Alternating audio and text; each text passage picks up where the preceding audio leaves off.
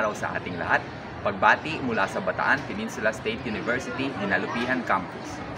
Ako si Mark Julius A. Resultay from Bachelor of Elementary Education. Ngayon tayo ay mag-i-interview ng iilang mga estudyante dito sa aming campus mula sa iba't ibang kurso. Ating tatanungin ang kanilang filosofiya sa buhay at kung paano nila ito nagagamit sa kanilang pang-araw-araw na buhay. Magandang buhay sa ating lahat. Ngayon ay nandito tayo kasama si Kuya Best and Salang from BN. At ngayon po ay tatanungin natin kung ano yung philosophy na pinanghahawakan ni Kuya sa kanyang buhay.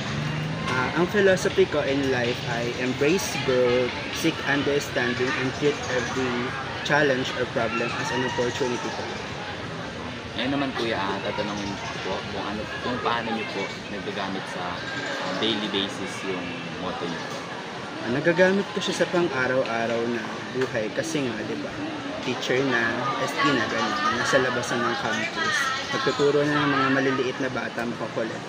So, challenge yun para sa akin kasi, pero challenge siya pero ina-accept ko siya as an opportunity para mag-grow palalo dahil nga nakakatulong siya sa journey ko bilang isang teacher sa susunod. So ayun, na-explain sa atin ni Kuya kung ano yung kanyang philosophy and kung paano niya yung nagagamit sa kanyang pang-araw-araw na buhay. At muli ako po si Mark Julius A. Resultay from BEd 1. Maraming salamat. Magandang umaga po sa ating at ako po si Mark Julius A. Resultay from BEd 1B at ngayon ay tayo po ay narito kasama si pangalan niyo po and course po. Kevin Perales from BEd 2. So tatanungin po natin siya ngayon kung ano po yung kanyang philosophy na pinanghahawakan sa kanya. Be yourself and do your best. So paano niyo po nagagamit yon sa pang-araw-araw niyo? By being authentic and promoting self-confidence in whatever endeavor and challenge that life throws to me. I will always show that I am confident. I am relentless with my effort and I will never give up. That whatever challenge that life throws to me, I will always do my best, trust the process, and think that something will be greater and something will become successful. If yesterday is my weakness, today is the process, tomorrow is the success. Thank you. Well said po, English na English. And yun po, nasabi na po kung ano po yung philosophy and kung ano po yung pinanghahawakan. So maraming salamat. Ako po si Mark Julius from BEd 1B at ngayon kasama natin si Kuya. Ako si Jerome Escanlas from BEd 1C. Kuya, ano naman yung philosophy na pinanghahawakan? Yung philosophy ako sa buhay is time is gold. Paano mo naman ito nagagamit sa pang-araw-araw? Bawat minuto o kaya segundo na nasayang, mas maraming opportunity na mawawala sa bawat minuto at saka oras. Na-explain na ni Kuya ang kanyang philosophy sa kanyang buhay. Maraming salamat. So magandang hapon po sa ating lahat at ngayon ay narito tayo kasama si Miss Camille. From anong course po? BSED po. So ngayon po ay tatanungin po natin si Miss Camille kung ano po yung philosophy na pinanghahawakan niyo po sa kanya. I think therefore I am. Kasi naniniwala ako na kung ano yung iniisip ko, ayun yung mangyayari sa akin ngayon. Ayun. So yun, nasagot na din ni Ma'am Camille kung paano niya ito nagagamit sa kanyang pang-araw-araw na buhay. Muli ako po si Mark Julius A. Resultay from BEd 1. Magandang buhay po sa ating lahat at nandito po tayo kasama si Kuya Raymond ng BSED. So ngayon po ay tatanungin po natin kung ano ba yung pinanghahawakan philosophy ni Kuya Raymond. Ano po yung pinanghahawakan niya philosophy? Hi, I'm Rimmer Imanama from BSED 2. Siguro yung stress is better than sin. Kasi ako, na-experience ko din yun, lalo na nung first year ako, tapos parang sa college kasi na ma-survive ka lang, and that the main yung makasurvive ka lang sa college. Hindi mahalaga yung grade, basta makasurvive ka lang. Pinangahawakan ko na stress is better than sin. Kasi talagang mahirap sa college.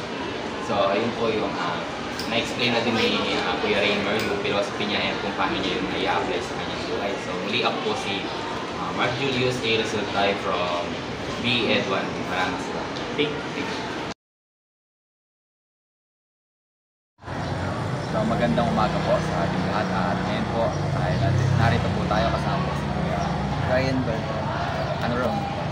From BS Ed 2. Ngayon po ay tatanungin po natin si Kuya kung ano po yung kanyang philosophy na pinanghahawakan po sa kanya. Yung philosophy ko sa buhay, yun yung from yourself to yourself, not to others. Simple lang. Ibig sabihin, yung opinion ng iba, hindi naman mag-matter sa'yo. Because at the end of the day, yung sarili mo lang yung may pakisal. Yun lang. So, yun ay na-explain natin ni Kuya yung kanyang philosophy sa buhay kung paano niya ito nagagamit sa kanyang pang-araw na buhay. Muli ako po si Mark Julius A. Resultay from BED. Magandang umaga po. Ako po si Mark Julius from BED 1B at ngayon po kasama natin si Kuya. Ako po si Lawrence Di Malanta from BS Ed 2. Ako yung ano po yung philosophy na pinanghahawakan po sa inyo. Yung philosophy na pinangawa is yung quote na change is inevitable. Paano niyo naman po ito nagagamit sa pang-araw-araw? Nagagamit ko siya kasi dito na yung realization na as long as na tumatanda ka na is yung changes laging ganyan. So, once na naka-experience ka ng changes sa buhay mo, dapat alam mo paano i-adapt yun. Saka marunong para sa improvement din ng sarili. Kaya kung ano man yung mga haraping changes, dapat alam mo din paano susunod. Salamat po. Magandang buhay sa ating lahat. Ako si Mark Julius from BED 1B and ngayon ay narito tayo kasama si Kuya Mikay from BSed Science second year na po. So ngayon tatanungin natin si Kuya kung ano ba yung philosophy niya sa kanyang buhay. Yung philosophy ko sa aking buhay ay it is what saka whatever happens, happens. Kuya, paano mo naman siya nai-apply sa In a way na kung meron mga unexpected na mangyari or against sa mga decision ko or mga unfathomable na pangyayari sa aking buhay. Yung motto na yun, it is what it is or whatever happens, happens. Tumutulong yun sa akin para mag-let go, para makapag-move. Yun yung motto ni Kuya. It is what it is. Thank you po. Kuya, salamat. Ako po sa ating lahat. Ako po si Mark Julius A. Resultay from BED 1B at ngayon kasama natin si Kuya. Ricardo Mateas from BS Science. Ngayon itatanong natin kay Kuya kung ano ba yung philosophy na pinanghahawakan niya sa kanya. Yung philosophy ko nga pala is trust the process. Hindi naman tayo lahat, di ba, is magaling na. Kaya kailangan natin naman sa tamang proseso. Kaya para itama. Kahit anong dalawa doon, video natin yun. So yun, explain natin ni Kuya kung paano niya nagagamit sa kanyang daily basis yung kanyang philosophy.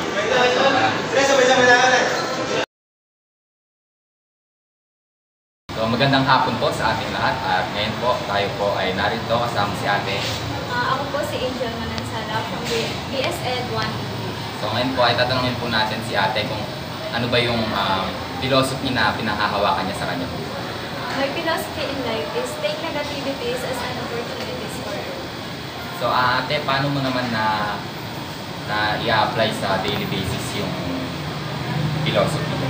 Nagagamit ko po siya in my everyday lives kasi as a person, alam naman natin and normal po sa atin na magkaroon po. So those negative situations po is ginagamit ko siya ay or tinatake ko siya as positive. Kasi kung iti-take ko siya as negative, it may cause or leads me to my downfalls. Ayoko naman pong mangyari or dumating ako sa ganung situation. So I always choose to stand up and face challenges.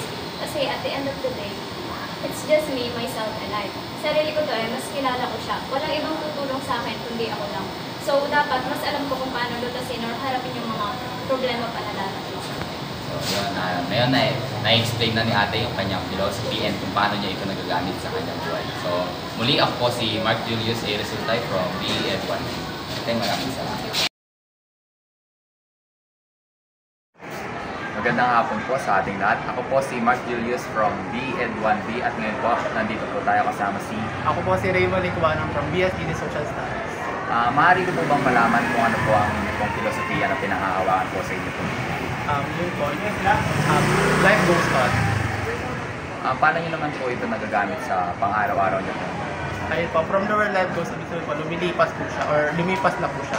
Bisa po na rin po, mababa ang score ko ngayon ay di ko po siya ini-stress or di ko ini-stress sa sarili ko na mababa ang score ko ngayon.